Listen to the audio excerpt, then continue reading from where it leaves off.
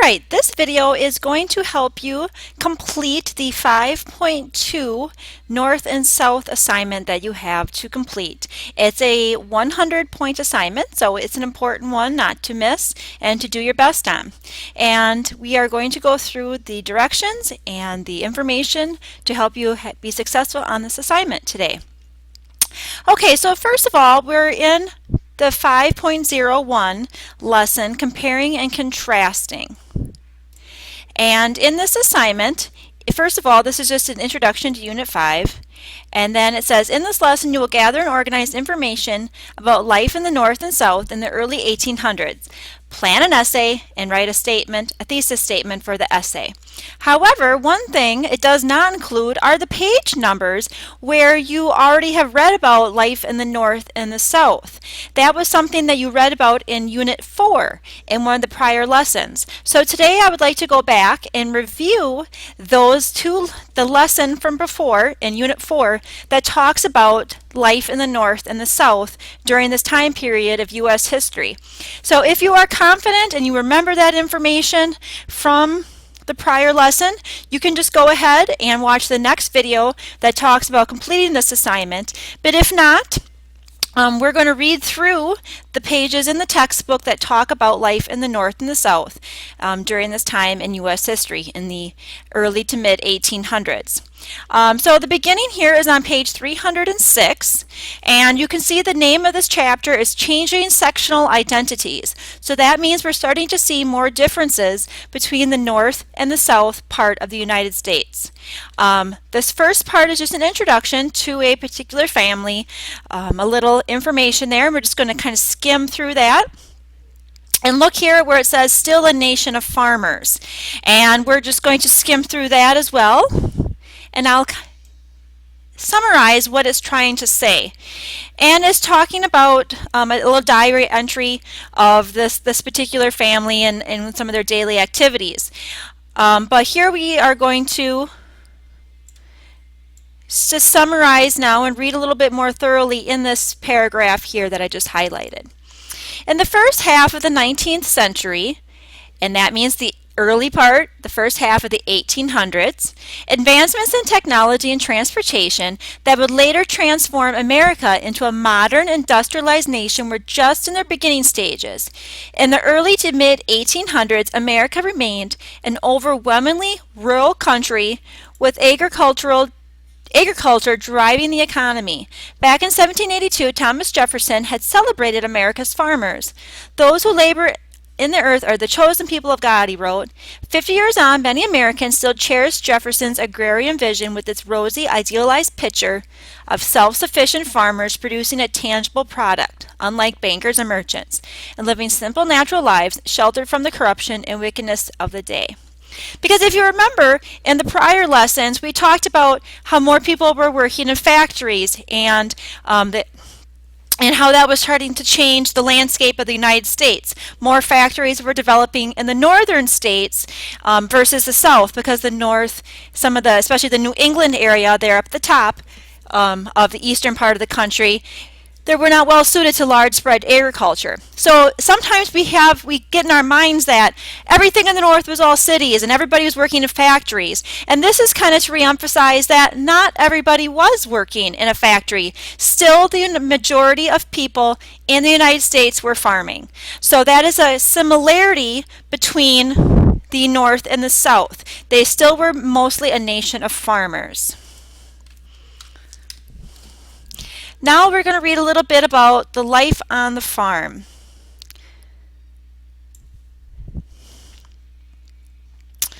Okay, the daily life of an average American farmer was governed by work from sunrise to sunset. Then I'm going to skip down here to the second paragraph. The family farm was not only a home, but also a business. Everyone had a job to do.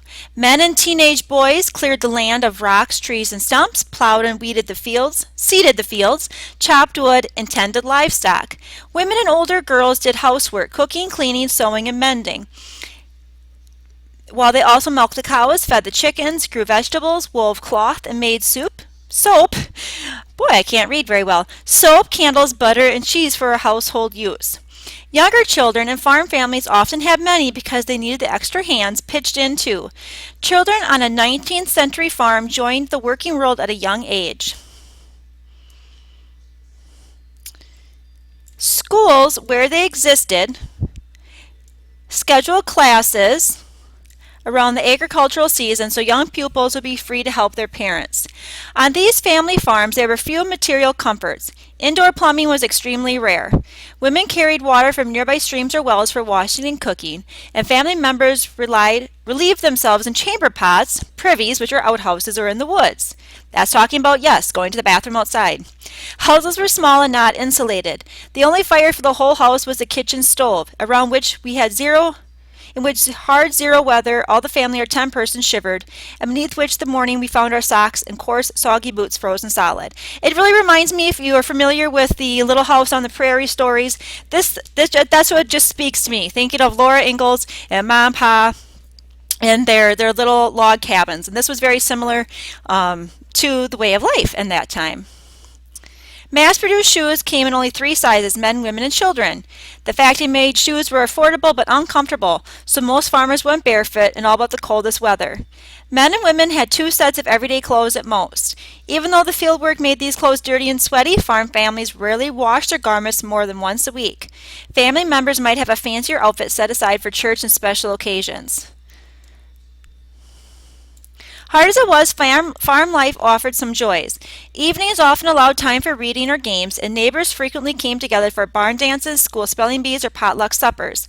Even work could be a social activity. Women visited each other over quilting bees, and men joked while raising barns.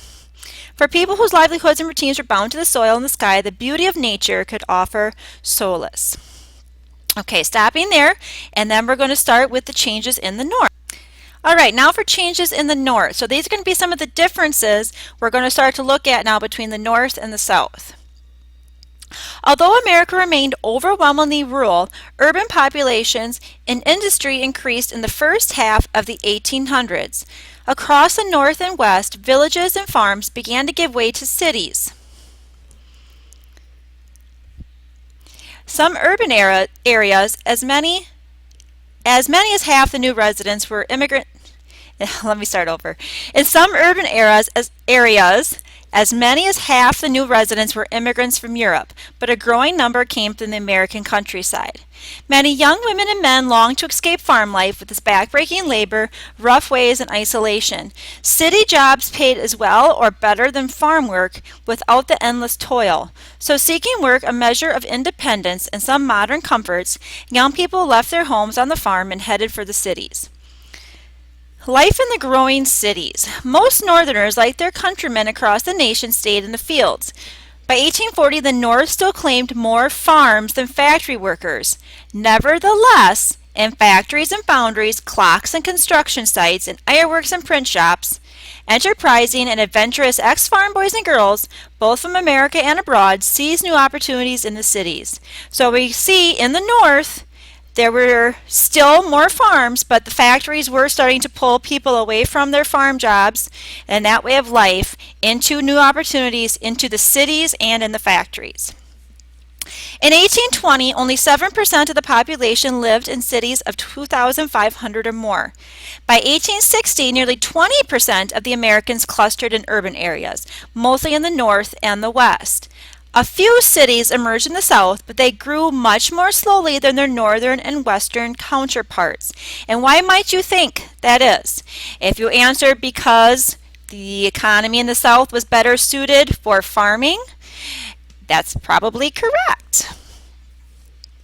The colonial port eras of New York, Philadelphia, and Boston ballooned as new factories lured job seekers. Traders, shippers, and merchants converged along inland waterways, where older cities like Louisville and St. Louis continued to grow. Along the Erie Canal, new factory towns, Syracuse, Rochester, and Buffalo, mushroomed in just a few years. Buffalo swelled from 1,500 residents in 1810 to 81,000 on the eve of the Civil War. To the west, Chicago, Milwaukee, and Cincinnati evolved from remote outposts on the Great Lakes into thriving metropolises. America's cities expanded so quickly that municipal services, police department, fire stations, and sanitation works struggled to keep up. Fire was a danger. Mobs and gangs gathered at local taverns where young men sometimes attacked each other and turned their violence against immigrants or non-white people.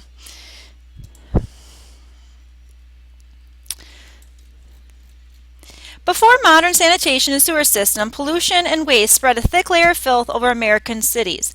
Outhouses contaminated public and private wells.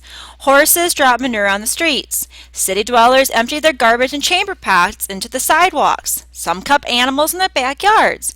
No street cleaning services existed, and in some cities, hogs and geese were set loose to eat up the piles of waste. After taking a tour of an overcrowded city slum, English writer Charles Dickens observed, "From every corner as you glance about on these dark retreats, some figure crawls as if the judgment hour were near at hand, and every obscure grave were giving up its dead. Where dogs would howl to lie, men and women and boys slink off to sleep, forcing the dislodged rats to move away in quest of better lodgings." So he's saying rats want a better place to sleep than what the people were sleeping in. Disease spread by contaminated water and vermin ripped through the urban population. Epidemics of typhoid, yellow fever, dysentery, and smallpox struck again and again, in some places every summer. Worst of all was cholera, which inflicted such severe vomiting and diarrhea that victims often died within a day of its onset. A newborn baby in Philadelphia or New York had an expected lifespan of 6 years shorter than that of a Southern slave. The urban death rate was actually higher than the birth rate. The population grew only because immigrants and rural Americans continued to flock to the cities by the thousands. Despite the dangers, city dwellers often found opportunities they had missed back on the farm. Whereas the average rural family sat on stools and ate together out of a common pot, in the city the working class could afford chairs, plates, and maybe even carpets. Theaters and parades offered excitement and entertainment, and the constant hum of people and activity replaced the unvarying routine of farm life. Which is, of course, a matter of opinion. I grew up on a farm, and I don't know if I'd necessarily say it was boring and routine, but, that's a matter of opinion and a different way to look at it for some people. Factories and jobs. At the beginning of the 19th century, few Americans owned watches or clocks. They measured time by the sun and the seasons. They went to church when the bells tolled, to the dock or the stagecoach depot when the whistle blew, and away to the fields when the sun rose. By 1835, however, a British visitor to the western United States observed that every cabin there was not a chair to sit on, there was sure to be a Connecticut clock. Interchangeable parts, remember, by Eli Whitney, started that concept, made shelf clocks affordable, and merchants sold them around the country. The newfound attention to exact time was a byproduct of industrialization. This is kind of an interesting note here. Trains had to be scheduled to the minute to avoid collisions on single tracks. Factories improved efficiency by demanding that employees arrive on time and by clocking workers as they perform routine tasks. In subtle but important ways, the rise of the factory system changed life across the country. Beginning with the textile mills in Massachusetts, factories spread across the Northeast.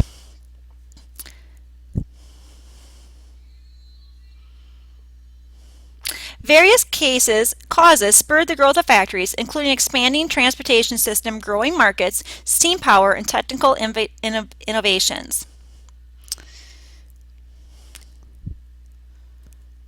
Okay, I'm going to skip down here. From the beginning of the factory system in the United States, women made up a significant portion of the manufacturing workforce. More than a third of all factory employees in the 1830s were women. In textile mills, women made up 80% of the workforce. As factories expanded and multiplied, the number of native-born workers fell short of the need. But this need for labor was soon filled from across the ocean as immigrants arrived to form a new industrial working class in the United States.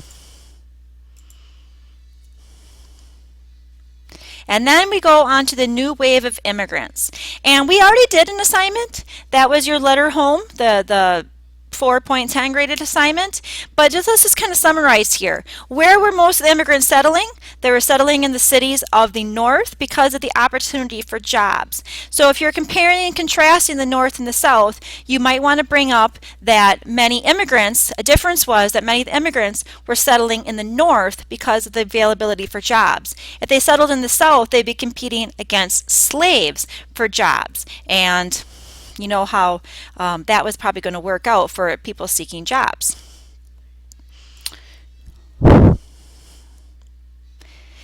Okay, And we are going to stop here because I'm almost out of time on this video, and we'll start the south in a moment.